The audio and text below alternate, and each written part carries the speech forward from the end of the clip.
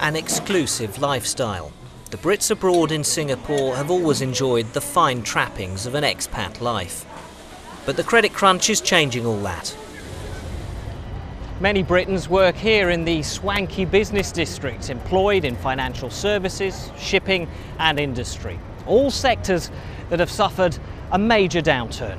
It's been very difficult. We've seen a lot of our customers being impacted by credit crunches, by banks going down, and the volume of trade itself has gone down dramatically as well. And I think Singapore's fairly exposed to that. Attracting international sporting events is one way Singapore is trying to cushion the blow of the global downturn.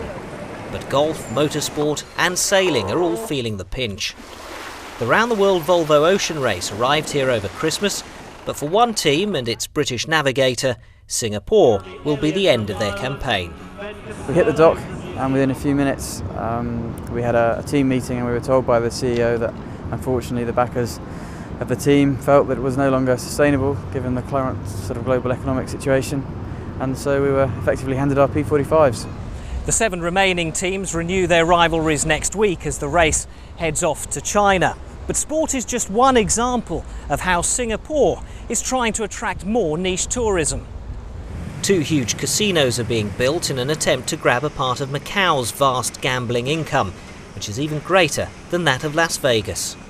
I think it's working. I mean, I think there will be some more tourists coming through Singapore. There's a bit more to do here now, and I think that will help it come through the recovery. There's an estimated 50,000 Britons living in Singapore, and now many are seeing their lifestyles seriously affected. Not so much what's happening with their money, although obviously everyone's taking a knock. It's a lot of people are concerned about their job security. So a lot of people are wondering, they thought they were here for 2-3 years, and now they're starting to think, actually, will my contract be renewed or not? So that's the major effect, I'd say, so far.